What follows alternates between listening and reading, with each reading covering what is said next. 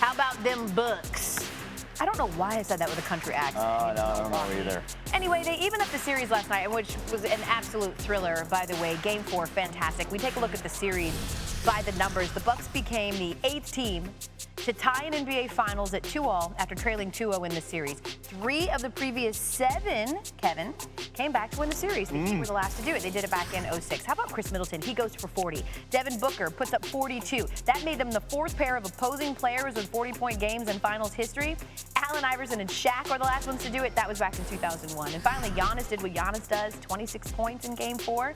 He now has 129 points in the Finals. That ties him with Dwayne Wade for the 3rd most points through a player's first 4 Finals games. It's like every single day we just see more and more fantastic basketball, and we keep seeing Tim Bontemps as well, our NBA reporter who's joining us now live from Phoenix.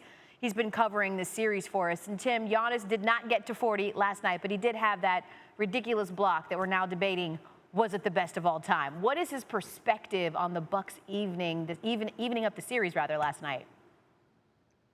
Well, Elle, to your point earlier, when I asked Giannis Antetokounmpo after the game if he could be more aggressive after going for 26 points, 14 rebounds, and 8 assists in that Game 4 win, he agreed with me and thought he could get downhill to the rim more and get more aggressive trying to get to the basket and score. And that's the standard that he has set with his play in this series.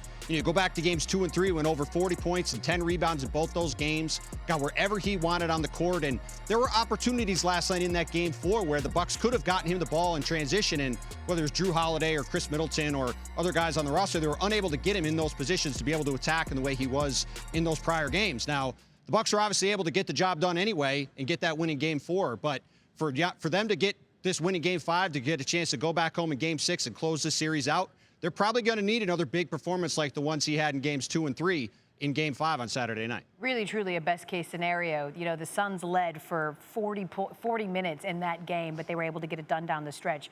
Speaking of which, last week we were basically saying, some anyway, that the Suns looked like they were going to sweep this thing, and now they've lost 2 in a row. What are they taking away from last night's loss as they shift back home?